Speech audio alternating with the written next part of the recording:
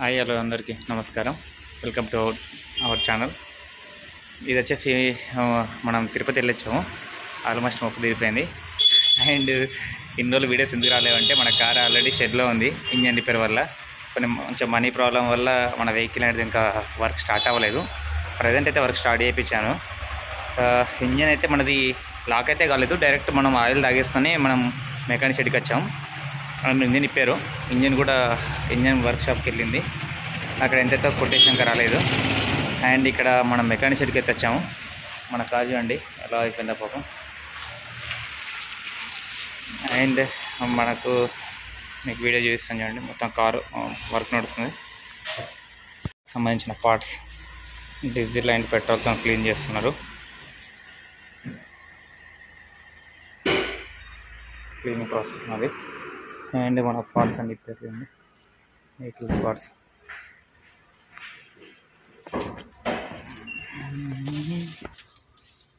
ఇది మన పరిస్థితి, మన కార్ పరిస్థితి ప్రజెంట్. నో ఇంజన్ లేకున్నది. అండ్ మన కార్ యాక్చువల్లీ మొత్తం ఇప్పేశారు.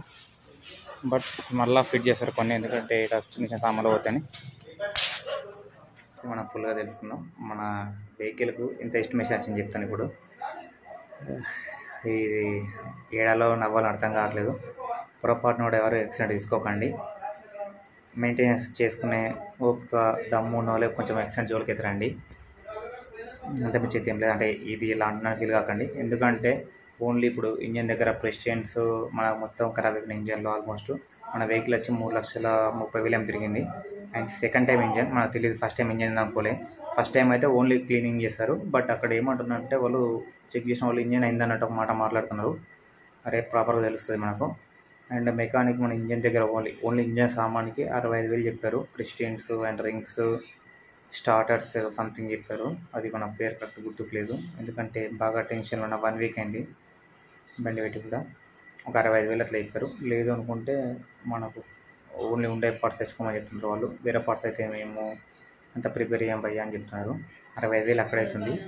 అండ్ మనకు వెహికల్ టర్బో కూడా పోయింది. టర్బో అప్రాక్సిమేట్లీ మనకు టర్బోలో 4 ఉంటుంది కదా, ఫ్యాన్ అందరికి అర్థమయ్యేటట్టు ఫ్యాన్ ఉంటుంది కదా లోపల. ఆ ఫ్యాన్లోకి ఆయిల్ వెళ్తుంది. ఆ ఫ్యాన్ ఖరాబ్ అయింది అనుకుంటున్నాను నేను. దానికి ఒకవేళ ఖరాబ్ అయితే కూడా మనకు ఒక అరౌండ్ 15,000 అట్లా అవుతుంది. దాని ప్లేస్లో ఒకవేళ 15,000 అట్లా అయిందంటే సెకండ్ హ్యాండ్ వెళ్ళిపోతాను. ఎందుకంటే అది చేయించే బదులు సెకండ్ హ్యాండ్ వెళ్తే బెస్ట్ అని అనుకుంటున్నా. అండ్ ఇంకొకటి వచ్చేసి మనకు ఇంజెక్టర్ సర్వీసింగ్. ఇంజెక్టర్స్ అనేవి బాగున్నాయి.